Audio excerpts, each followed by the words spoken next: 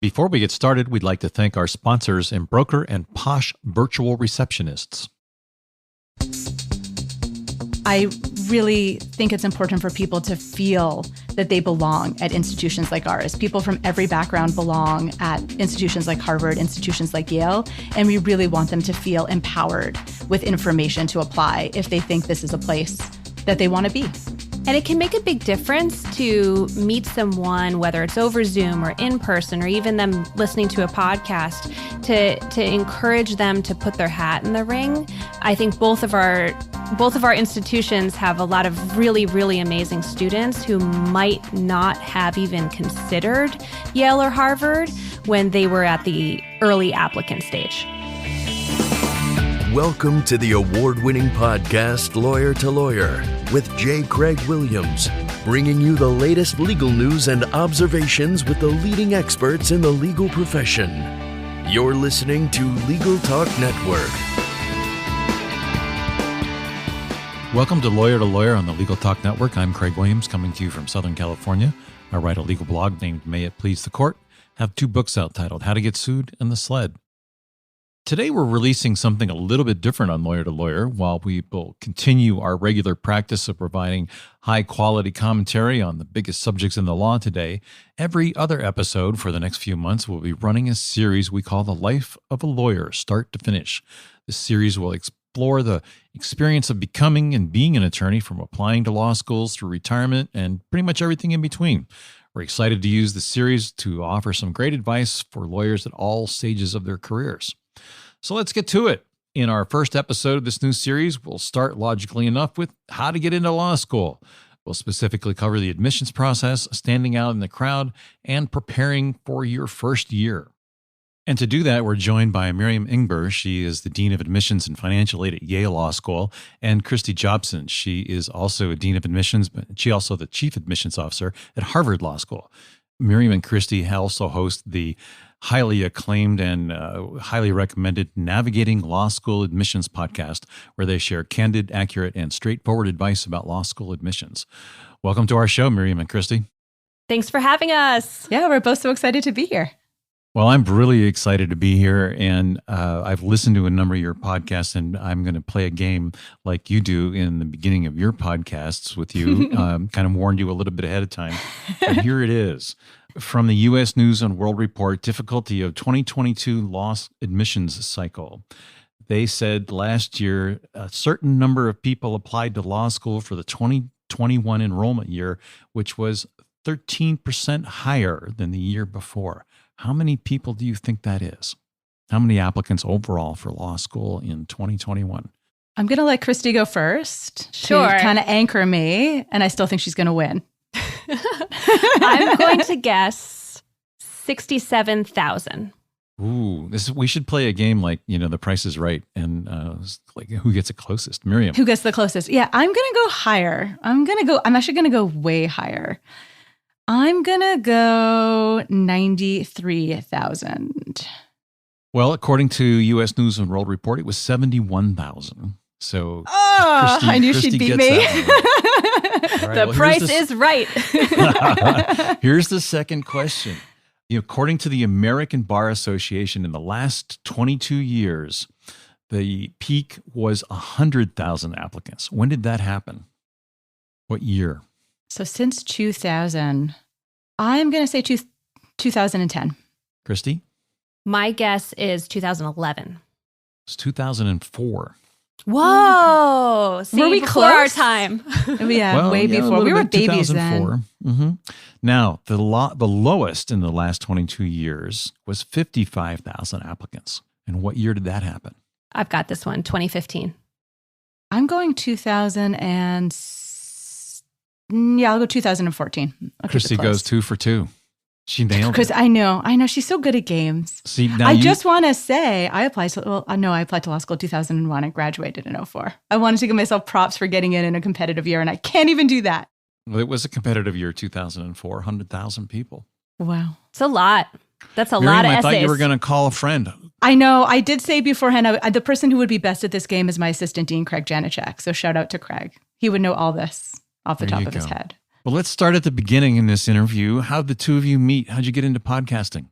So we both started in our roles the exact same summer. It was summer 2018. And we met in New York City at the New York Bar Association at an event for prospective students. So we were each at our respective tables, handing out brochures. And I was aware that Miriam was the new dean. We were the two new kids on the block. A lot of people in our industry have been doing this for many, many years, including a lot of people that the two of us go to for advice and counsel. And we were the new kids. So we introduced ourselves, we got talking, and then we've been friendly ever since. Yeah. I remember a dinner in New Haven at Bar too, actually. That was like maybe our second hangout.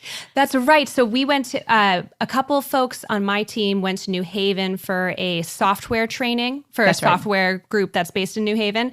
And so we invited the Yale team out to dinner. And we had some pizza with mashed potatoes on top. Yes, mashed potatoes and bacon. It was delicious. That's an odd pizza. It's a delicious odd pizza. It's really good. It's really good. If you're ever in New Haven. So what was it that got the two of you into podcasting? How did you get together and get this amazing podcast to guide students on how to get into law school? I guess I can take that one. So I remember that too. We were on the phone complaining. That's one of our favorite things to do together is fetch. We're good fetching buddies. And it was the summer of 2020. So it was right after the pandemic hit. And we were bemoaning like what's going to happen with recruiting. Are we going to be able to go on the road this fall? How are we going to talk to applicants? Are we going to do a million webinars? What is that going to look like? And one of us, I don't remember who, said, maybe we could just do a podcast this summer. And that was kind of it. And then we started desperately scrambling, and Kristi researched microphones, and I reached out to the Yale broadcast studio, and we kind of just did it from there. And we got really, some really nice feedback from our applicants and our admits that it was helpful to them. And that was sort of our whole purpose, was to really make that information accessible to everyone. Kristi, what's your thought? I mean, what drew you into podcasting? So I love She wanted the fame. That was it. Kristi just wants to be famous. Celebrity podcasters, here they are. She lists celebritydom. Hollywood Walk of Fame is next. What really appealed to me about the idea of a podcast is that the fact that the advice could live on and that the applicant could access it at the time that it was convenient for them, at the time they were thinking about it, because Miriam and I both do, I'm sure, well over 100 presentations every year. And sometimes a webinar is recorded, but usually pre-pandemic, you're in a room, you're getting to connect with all these folks, and then the event kind of ends. And hopefully the advice lives beyond you for the individuals that were there, but you're not necessarily reaching everyone long term. So I loved the idea of creating some static content. And we both, even in spring 2020, I think all of us were feeling like we'd had enough Zoom by then, and now we've been Zooming for years. And so I liked the idea of creating something that people could listen to, whether they could think about law school admissions while they were going for a walk, or while they were washing the dishes, or relaxing in some other way, but not having to be on yet another Zoom webinar. You've put together a really amazing podcast, but one of the things that surprises me is that you say that you have to go out and recruit. Now, when I applied to law school, Harvard and Yale, the number one, number two, it seems to me that most people are coming to you as opposed to you having to go to them. What's that about? I'm going to push back on that quite a lot. I think we find, certainly at Yale, that the big thing we struggle with is people self-selecting out. They think that you have to be, and I'm going to use one of the phrases for which I'm known among our colleagues. They think you have to be like a glitter-pooping unicorn to be admitted to a school like Yale or Harvard. And you do not have to be a glitter-pooping anything to be admitted to one of our schools. You just have to be a smart, kind community contributor. That's what we're looking for at the core. Really nice people who we think are going to come to our school, contribute here, and go off and have like interesting, fun careers afterwards. And people get really freaked out, I think, almost by the rankings, which are, as a Canadian, I have very mixed feelings about. And I really think it's important for people to feel that they belong at institutions like ours. People from every background belong at institutions like Harvard, institutions like Yale, and we really want them to feel empowered with information to apply if they think this is a place that they want to be. And it can make a big difference to meet someone, whether it's over Zoom or in person, or even them listening to a podcast, to encourage them to put their hat in the ring. I think both of our institutions have a lot of really, really amazing students who might not have even considered Yale or Harvard when they were at the early applicant stage. Every year we admit people who say, if I hadn't been at that event, if I hadn't listened to the podcast, if I hadn't talked to one of your current students, I would not have applied. And every year I'm scared because they're so amazing, and it shocks me that they didn't realize how amazing they are.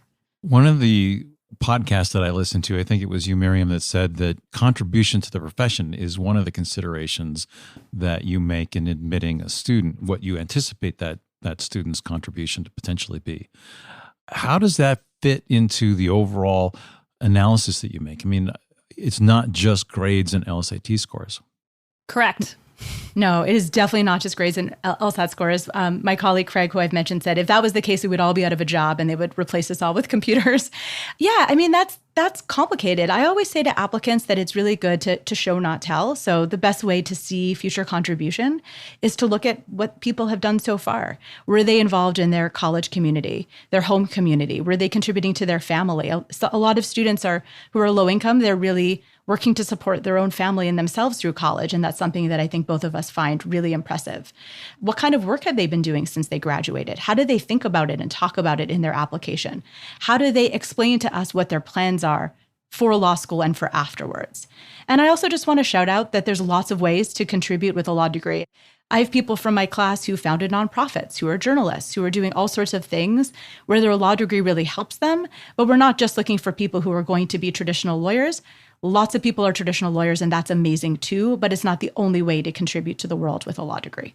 No, it's not. As a matter of fact, oddly enough, my roommate in law school merely came to law school to get the ticket and then moved back to Washington, D.C. and has remained a political consultant. He came because he needed to have the ticket to be able to relate to people that are running for office. My other roommate in law school was a member of the Judge Advocate General Corps, the JAG Corps in the Army for many, many years. So it's the paths are varied and myriad. One of the things that you make, I guess, to some degree, objective decisions about subjective data or subjective decisions about objective data. I mean, the files that you get and that you talk about have numbers in them, and they also have feelings in them. How do you marry the numbers side of what you're looking at to the personal side?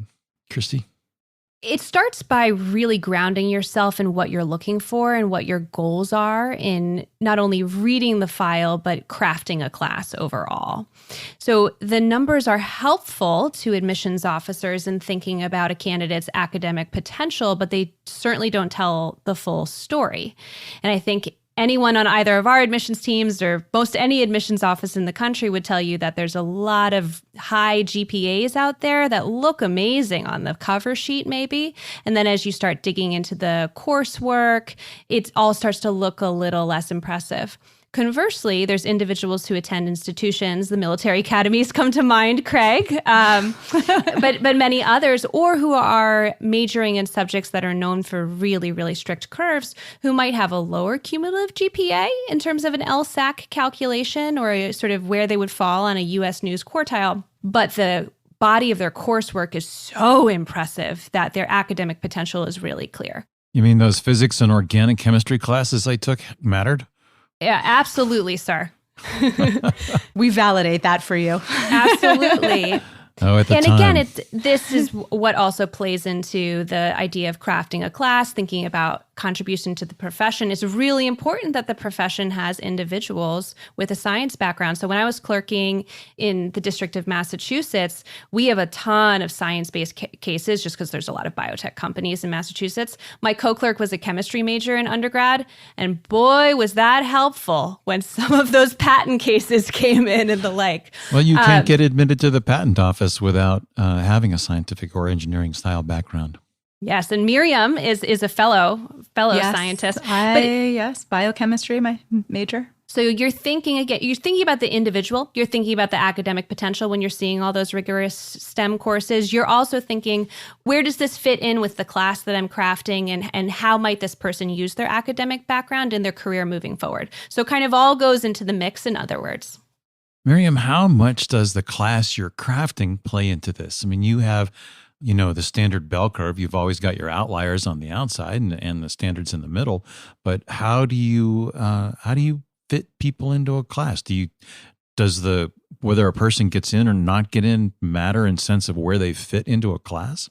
I think that it sort of always works out in the end in a weird sort of way. I mean, we try very much to review every application on a standalone basis. The way we do it at Yale is it's a 2-phase review process. The admissions office reads the files first, and we try to keep a very steady bar of what we view as moving forward to the next stage throughout the application. It feels only equitable to do it that way. And then they go off for a second stage of faculty review. And the faculty are only seeing a small slice of the applicant pool. And so they're not really thinking about class crafting in the way that we would. And then they come back from the faculty and we're sort of like, oh, there they are. Look what the faculty did. And we kind of take them. I think the only point at which we're really thinking about class crafting in that kind of very nitty-gritty way is really from the waitlist. So at that point, you kind of know where your class stands. You know who have accepted your offer, who have not, who have chosen to defer, who are starting in the fall. And then it may be a year where you're like, oh gosh, we had one year where all the vets or all the current active duty military service members, a lot of them were told you have to stay in. The military was keeping them all in for another year. And so we had very, very few vets in the class. And so when I was pulling from the wait list, that was something we were prioritizing. So sometimes you get a little out of balance and you kind of rebalance off the wait list.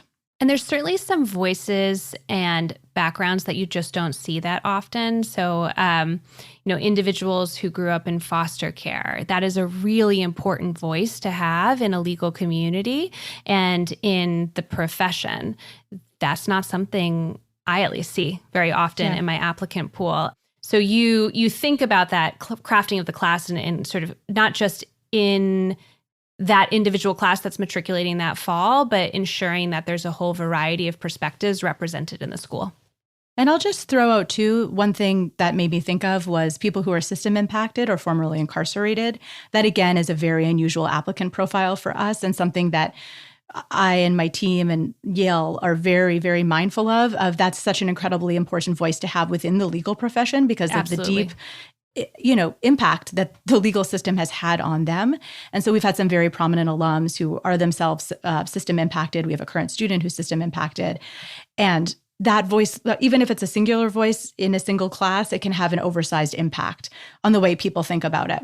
I'm going to validate that because we had in my law school class at Iowa, we had a prison guard who was admitted. Yeah. And her perspective as a female on top of it really opened a lot of eyes. And I remember some seminar classes where she spoke about her experience and how the criminal system is from that. And it was a voice that was very, very important to our criminal law classes. Yeah, law enforcement too is an unusual background for us. Yeah, so those are things that you're always, when you see applicants with very important but unusual profiles, you like to keep an eye on them. Kristi, I want to talk a little bit more about the self-selection that Harvard and Yale sees, because even for me, I had an opportunity for a recommendation from a United States senator from Massachusetts, where I resided at the time, to go to Harvard. But I didn't because I didn't think I could get in and I didn't think I could afford it. Didn't even apply. And that story, Craig, is a narrative that both of us hear far too often. Far too often. Sometimes from our current students who eventually got to the point where they did apply, sometimes from applicants. But it's something we hear a lot also at the prospective student stage. So that's when people are thinking about law school, they maybe haven't press submit or they just recently press submit, but they're just in that early stage of the application process. And that is an important stage. I know both of our schools and both of us also are thinking even earlier than that in terms of having individuals think about law and the legal career and law school in high school and early college, to have this on their radar screen. And there's a lot of really amazing programs out there that provide exposure to law and to the legal profession very early in one's career. Here's a question that I've been kind of dying to ask. How do you ever get ready to go to law school? As a potential law student, I know I went into town and I talked to a couple of lawyers and I got their perspective, but oh my God, here I am having been in practice and I'm still actively practicing for 30 some years. And I could see it completely different if I had to, if I knew then what I know now kind of thing. How do you get students ready to go to law school? I'm going to say, I think there's not much that students should do. I think that's probably a little bit of unpopular advice. I think no matter what you do to prepare, that first semester feels like drinking from a fire hose. It's sort of like when you first learn calculus or a foreign language, it just feels really hard. It's really, really, really hard at the beginning. And then somehow you look back and you're like, why was that so hard? Now I get it. It clicks. And all the lingo starts to make sense. The way you approach cases makes sense. The way people talk about things makes sense. And I think that spending that summer trying to get ahead and then coming in frazzled and stressed and already feeling uncertain can make it almost worse. I think talking to people, if you happen to know them who are lawyers, can be positive. Not everyone has that kind of access, and it can widen the gap between people who are from more privileged backgrounds, more access-heavy backgrounds, and those without that. But I think also just really accepting that it's going to be hard and really sort of preparing yourself mentally that this is going to be tough, and that's okay. It's tough for everybody. Is the best thing you can do. So I usually give my incoming 1Ls 3 pieces of advice for their summer before 1L year.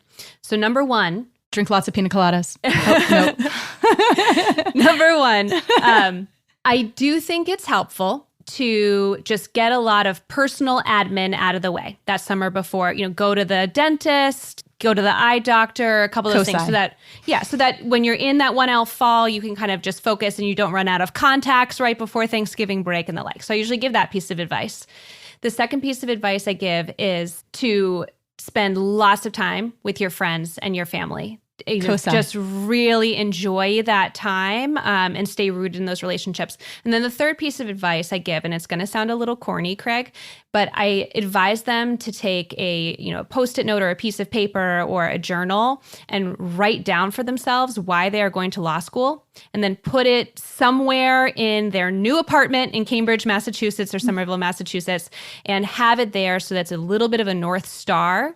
So that when they have that moment that we all have, October of 1L fall, where you're up reading torts at 9 p.m. and you're thinking, why am I doing this? And what is a tort? Because what is a tort? I still don't know. Still ask that question. Yeah, we all still ask that question. Yeah, it's not a delicious dessert. That's one thing I learned.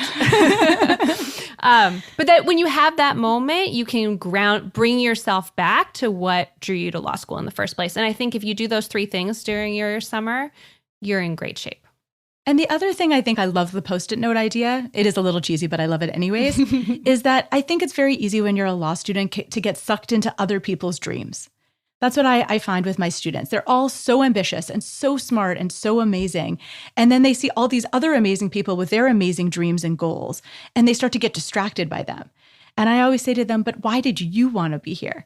Did you want to go and be a partner at a big law firm? No, you didn't. You wanted to be a public defender. Don't get sucked into going to work for a law firm. That wasn't your dream. That's someone else's dream. And so it's okay for your dreams to change too. That's very possible. But to really constantly reevaluate, why am I here? Why did I come in the first place? Am I still on that path? If my path changed, is it because it changed or because I got distracted? And I think having that physical reminder of why you're here in the first place is so important, whether it's mental or it's a Post-it. Well, I hate to interrupt this discussion, but let's take a moment and hear a quick word from our sponsor. We'll be right back. As a lawyer, insurance is one of the last parts of your job you want to spend unbillable hours on. That's why thousands of lawyers have switched to Inbroker. Inbroker offers A+ rated insurance for law firms. You can quote and buy instantly online. And if you need help, they have experts on standby. Go from sign up to purchase in 15 minutes by visiting Inbroker.com/law. That's EMBROKER.com/law. As a lawyer, ever wish you could be in 2 places at once? You could take a call when you're in court, capture a lead during a meeting. That's where Posh comes in. We're live virtual receptionists who answer and transfer your calls so you never miss an opportunity. And the Posh app lets you control when your receptionist steps in. So if you can't answer, Posh can. And if you've got it, Posh is just a tap away. With Posh, you can save as much as 40% off your current service provider's rates. Start your free trial today at posh.com. And welcome back to Lawyer on the Legal Talk Network. I'm joined by Miriam Ingber, the Dean of Admissions and Financial Aid at Yale Law School, and Kristi Jobson. She's the Dean of Admissions and Chief Financial Officer at, if I got that title right, at Harvard Law School. Chief Admissions Officer. Someone at Harvard is like, "Ooh, Kristi, Cringing. great." No, they're not the thrilled. She's CFO. taking on more responsibilities. I got a promotion here on Lawyer to Lawyer. Look it up. We've been talking about law school admissions, and we kind of did a little bit of what do you do the summer beforehand? Back in my day, it was read 1L or watch The Paper Chase, which are far and few between. And I guess recently it was, what was that movie? Legally Blonde. Legally Heaven Blonde, help us. Classic. Right. Watch that anyways, just because it's amazing. just watch that. Just Watch that Legally every Blonde summer. today. Right. Such a great movie, indicative of life at Harvard. Not Yes. so much. No, sad. I wish. So when you do look at a law student's file, what is it that jumps off the page for you? What are, in fact, here, let's play this game. We were going to do this right after the break. We played a little bit of a game beforehand. What are your favorite fun facts from this last year's admissions class, Miriam? Mine, this is my favorite maybe of my 3 years so far, is that I have a rabbi, a pastor, and a priest at Yale Law School, which should be a joke, but it's not. And I think that was super, super cool. And they're all amazing, amazing individuals with super interesting backgrounds. Kristi, what's your favorite fun fact from your admissions group? So the current 2L class at HLS, the class of 2023, had a relatively large, we had about half a dozen students who grew up on ranches. They grew up in ranching families in Wyoming and Colorado and the Midwest. And they all found each other. I played a little bit of part in kind of making sure they were all connected to each other, but they all found each other. And it's fascinating because some of them have more of an environmental law lens. Some of them are interested in international trade. Some of them are interested in labor law, but in very different ways, their different career paths all come back to that shared experience. It, to me, is always an amazing thing to listen to the variety of jobs that lawyers have over time and throughout their career. I know there's a track to become a judge. There's a track to become a professor. You've both been in some level of private practice. How do you educate students on, if you want to become this, these are the things you have to do it? Miriam, you were on some of the law journals and some of the articles editors at school. Yeah. Our current dean, Heather Gerken, I think she says it really nicely. She says it's a thinking degree. And so it can really train you, I think, for an incredible variety of careers. And, we have a super cool new leadership program. So I think law school it's both a professional degree in that I think it does train you really well for a specific profession, but it also is at its core training you in how to think and how to approach issues and how to break them down and then how to think of answers and options. And I think there's so many different careers. And one that popped to mind was journalism. I have two, quite prominent journalists from my law school class. And I think it makes perfect sense as to why you would become a journalist with a law degree, because so many of the skills are overlapping. And I think that's really lovely. We had an opportunity at Iowa while I was attending law school to attend the Iowa writing program. That's amazing. To improve our writing skills and to work with journalists. And that was an absolutely amazing experience. Yeah. I'd learned how important writing is for anything you do in the law. And that's a great point. I mean, writing too. You learn to be a great writer. You learn to be a good speaker. And those are just such foundational skills for so many different careers. Someone that is an applicant actually mentioned to me once, she said she's had an opportunity to observe some lawyers, and she said they all ask such good questions. And I thought that was a really nice way to put it from someone who's very early in their career. And I thought, wow, you really kind of hit the nail on the head. Law school demands that you identify issues, that you kind of get to the heart of them, and that you ask the hard questions, ask the real questions, and get to what you really want to know. And one of the things I think is so amazing about the way law is often taught in law school is that inquiry basis and being unafraid to say that you don't have all the answers, right? You're asking the question because you're curious. The Socratic method. Yeah.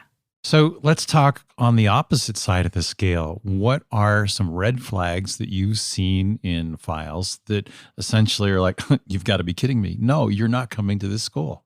I love this question, Craig. It's always a fun one to answer. I think that at its core, a lot of red flags come down to showing bad judgment. So one of the key things we're looking for is people with good judgment, and things that display bad judgment are red flags. So an inordinate number of typos, bad judgment. Talking about a touchy subject, you can talk about lots of touchy subjects, but it's got to be done in a way that's tasteful and professional. Going into super detail about something very personal, probably bad judgment a lot of the time. Yeah, a little TMI, right, TMI. Another thing I'd flag is, and it sounds simple, but I know Miriam's going to co-sign this, disregard for application instructions. Please read the instructions, people. Oh my God. Please.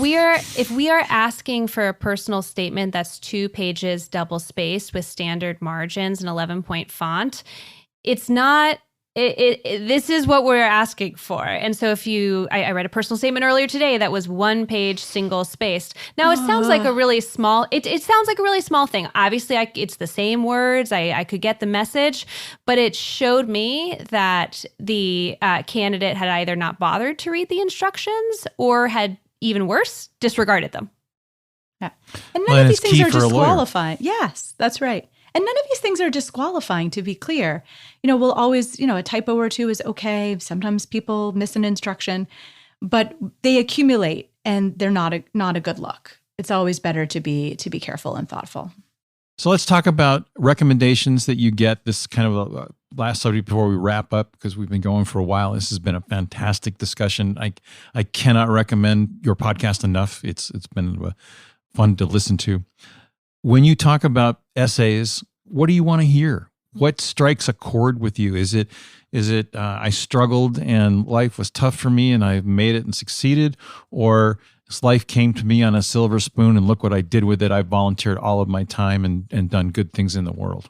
For me, what I am really hoping to hear in your personal statement is how you plan to use your law degree and what is motivating you to pursue law in the first place.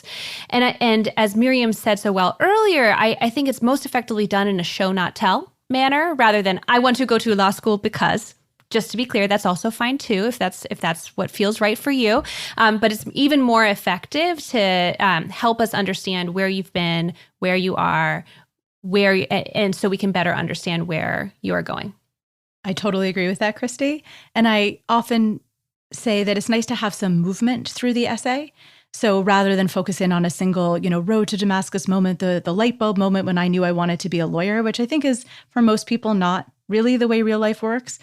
Talk to me a little bit about your past and some things that motivated and animated your desire to go to law school. What are you doing now and how does that connect to your past? And then as Kristi said, sort of show me how that leads into the future and what you hope to accomplish. There's lots of other modalities you can write a personal statement in, but that's sort of the most common is kind of where I was, where I am, and where I'm going. 2 missed opportunities we usually highlight just for your listeners. One to avoid is spending your entire personal statement talking about other people. So we read so many lovely essays about people's grandparents and mentors and other inspirational figures in the life. And honestly, your grandparents sound amazing. I hope they apply to law school someday. But it's a missed opportunity when we don't actually learn anything about you as the applicant. And then the second is spending your personal statement telling us information that's already available to us on the other components. So it's really helpful if you take your essay and look at it against the other application materials and make sure that there's something new we are learning about you in that personal statement that we couldn't find anywhere else. Well, I think my last question is a little bit about how to look at law school as an investment and what types of loans and programs might be available to law students to be able to get through it. There's been a lot of concern voiced in the news about the cost of law school and, for that matter, even joint programs that some lawyers do. So I'll take this as the financial aid person. So this is something we think about a lot because you're 100% right, Craig. Law school is extremely expensive and it should be viewed as an investment. The most important starting point is that every school does financial aid quite differently. So it's really, really important to look very carefully at any school you're considering their individual policies. There are a lot of different kinds of financial support that schools may or may not provide. So there's academic year aid, which can come in the form of both loans and scholarship. Our schools are the only 2 schools in the country that do need-based aid only. So all of the money we give to students is based on their financial need rather than merit. Most schools do a combination of merit and need-based aid. So that's one component. There's funding during the summers to support unpaid internships that some schools provide, that both of our schools do provide.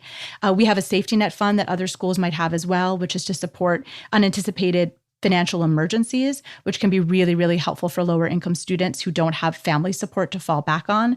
And then there are loan repayment programs. So there's a federal government loan repayment program, PSLF, the Public Service Loan Forgiveness Program. It's actually a forgiveness program, not a repayment program. And then some law schools, including ours, have their own repayment programs where we will pay back the loans that students take out for law school, usually if they're in lower paying work. For us, it just has to be lower paying work. For some schools, it has to be public service work and legal work as well. So there's a whole package of financial aid that can be provided to students, and it's really important to view those things as a package and to look at all the components at any school you're considering.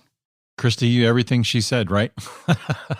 I think that's right. I would just double click on the idea of really taking some time after you get those exciting admissions letters. I mean, that's really exciting, but really budget a good amount of time once you're admitted to law school to understanding all of these different frameworks and platforms you can use to finance your education.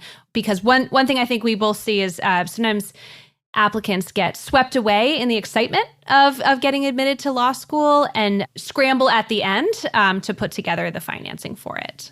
And I would just say, ask questions. I always tell admitted students that financial aid is a conversation. We're not dictating from on high, this is what you're getting. I really, really encourage students to ask questions to the financial aid office. If you're getting a message from a school that they're not open to those kinds of conversations, at the stage when you are now the consumer, they want you to come. What's going to happen once you're a current student and you need extra support? So you want to make sure you're at a school where they are really open to having that conversation with you, to answering questions, to explaining things, and that you're getting really a good vibe from the financial aid office, that they're going to be supporting of you throughout law school and as a graduate. Well, Kristi and Miriam, it looks like we've reached the end of our program, so I'd like to take this opportunity to invite both of you to share your final thoughts and how our listeners can reach out to you, but more importantly, where they can find your Navigating Law School Admissions podcast. Thank you so much for having us. Our podcast is available on Apple, Stitcher, SoundCloud, Spotify, and really any platform that you can use. It's called Navigating Law School Admissions with Miriam and Kristi, and there's 2 seasons out now. You can get in touch with us by emailing Miriam and Kristi at gmail.com. And we also have a website for our podcast that's easily accessible if you Google it, and we can provide it to you, Craig, for the show notes. Wonderful. Thank you very much. Miriam, would you like to add anything? I say everything Kristi said. I agree with her. I would say 99.9% of the time. And I just wanted to say thank you so much for reaching out to us. This has been an unbelievable pleasure. And we feel, very lucky to be here. I feel very honored to have both of you on the podcast. It's been fantastic. So thank you, Miriam Ingber and Kristi Jobson, for joining us today. It's a pleasure having you both on the show. Thank you. Thank you so much. As far as my thoughts on today's podcast, this is pretty amazing to have the 2 deans of admissions for Harvard and Yale, probably the best law schools in the country. Their discussion has been fantastic. I can't recommend their podcast enough, but wow, how law school has changed from when I went there. When I started a long time ago, as you would expect. But it's fun to think about all the possibilities that you can be when you go to law school. I think, as Miriam said, it's a thinking degree, and really that's the way to treat it. Well, for our listeners, if you like what you heard today, please rate us on Apple Podcasts, your favorite podcasting app. You can also visit us at LegalTalkNetwork.com, where you can sign up for our newsletter. I'm Craig Williams. Thanks for listening. Please join us next time for another great legal topic. When you want legal, think lawyer to lawyer. Thanks for listening to Lawyer, produced by the broadcast professionals at Legal Talk Network. Subscribe to the RSS feed on LegalTalkNetwork.com or in iTunes. The views expressed by the participants of this program are their own and do not represent the views of, nor are they endorsed by, Legal Talk Network, its officers, directors, employees, agents, representatives, shareholders, and subsidiaries. None of the content should be considered legal advice. As always, consult a lawyer.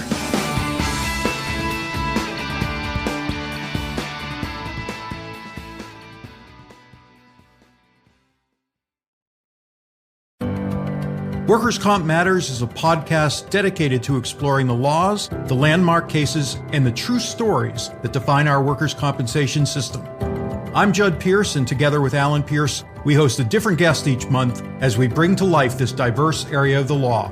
Join us on Workers' Comp Matters on the Legal Talk Network.